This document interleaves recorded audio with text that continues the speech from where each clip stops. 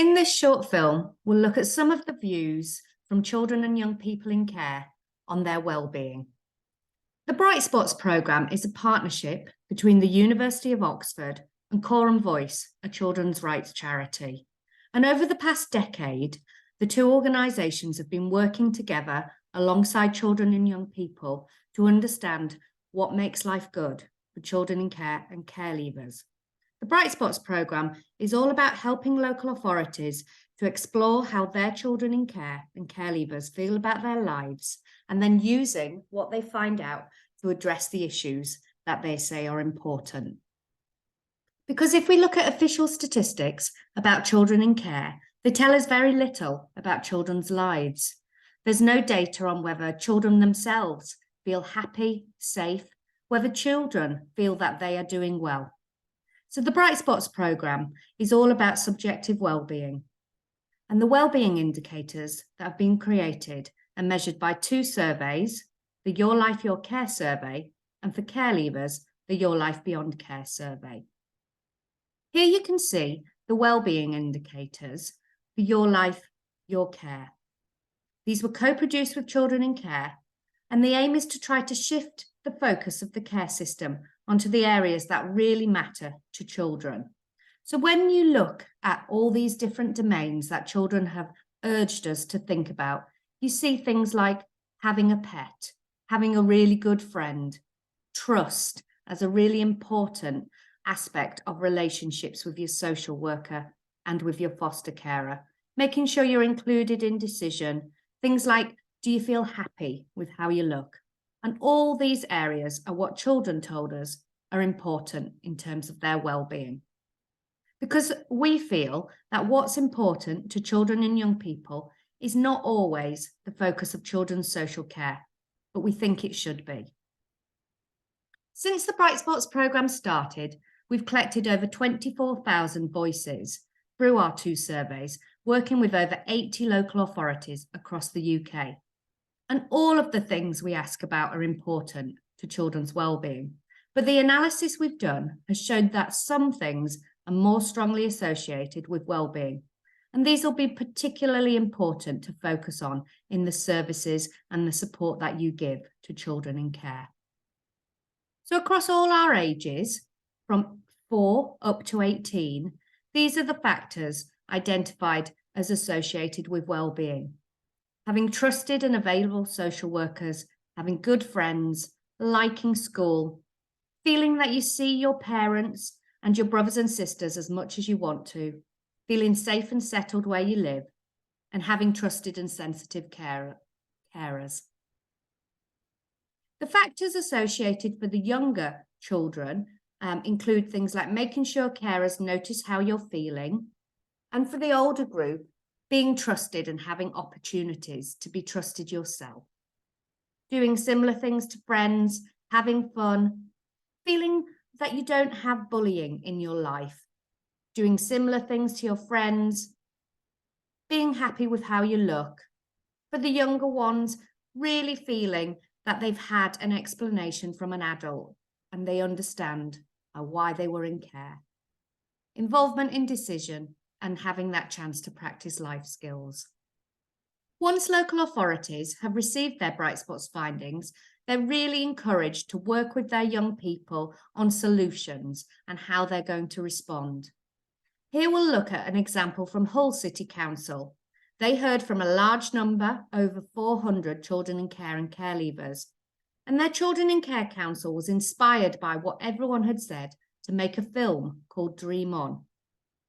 There's commitment to use the film at all different meetings across the council, and just to keep reminding everyone involved in children's lives to focus on what makes a good childhood and on the things that children say are important. The Dream On film has won several awards, and we'll watch it together now.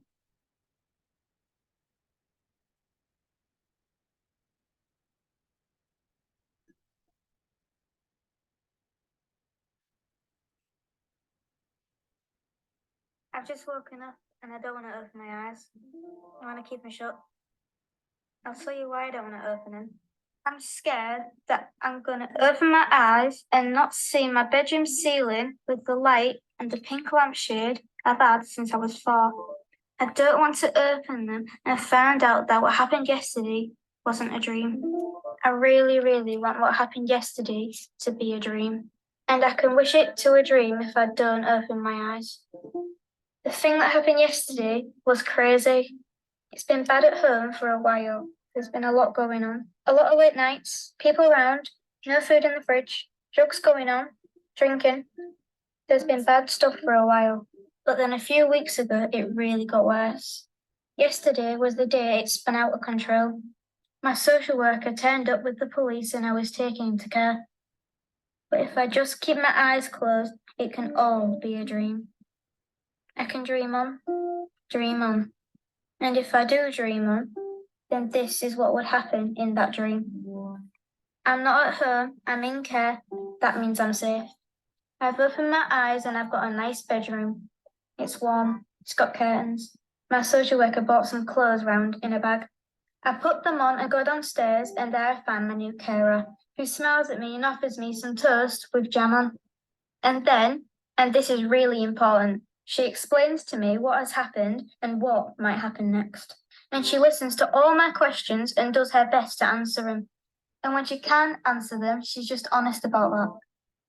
And I dream on. My social worker comes and she explains when I'm going to see my family again. It's going to be next week to give everyone time to get over the meltdown that's gone on. It feels good to know that I'll see them soon and haven't been taken away forever. And I dream on. I feel safe. I feel warm. I'm not hungry. There's stuff for me to do. I'm not tired. I can concentrate in school. And having a break from all the noise at home is starting to work. And I dream on. I realise that care isn't a dead-end destination. It's a kind of process. And the idea behind it is to try and get me back to my family. But in the meantime, to make sure that I have everything I need to be happy. And I dream on. Even though I'm in care and things need to be checked out, I'm still able to see my mates. That stopped me from being alone and getting bullied. I join Hull YVic. I meet kids who are just like me who are in care, and we've all got stuff in common, and we all get on, and can help make care better for other kids too. And I dream on. And all the time, I really feel it in my heart that my family love me. They love me. It's just that right now, things are not good, and someone has had to step in. Right now, we just see each other as much as we all can, and that's fine. The social workers listen to us all and try to get everyone strong again so that we can all be together all the time. It's not easy, but that's what my family and everyone who works with us wants. And I dream on, I dream on, I dream on. Until I realise I can't keep my eyes closed forever. At some point, I'm going to have to open them and see that I'm not in my old room under the pink lampshade that I've had since I was 4. At some point, I'm going to have to face it. But before I do, I make a promise to myself that I will believe that all the things I pretended to dream about can actually come true. I deserve them to come true.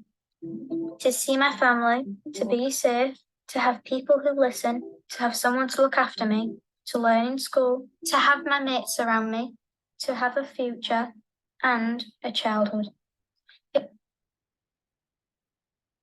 If we all believe that I deserve those things, it won't just be a dream. I open my eyes, and that's not my ceiling. The pink lampshade isn't there. But that's okay, because now the day begins.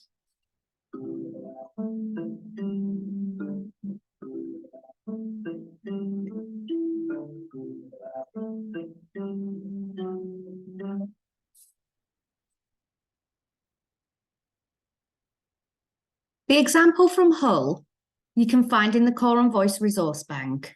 You can also find lots of other examples from local authorities about the work they've done as part of the Bright Spots programme to understand the experiences of their children in care and care leavers. The programme has produced many reports, so do take a look.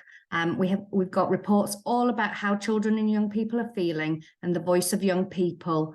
And you can see some examples of different reports here focusing on staying connected, kinship care, stigma, all sorts of things. So do take the time to have a look. Thank you very much.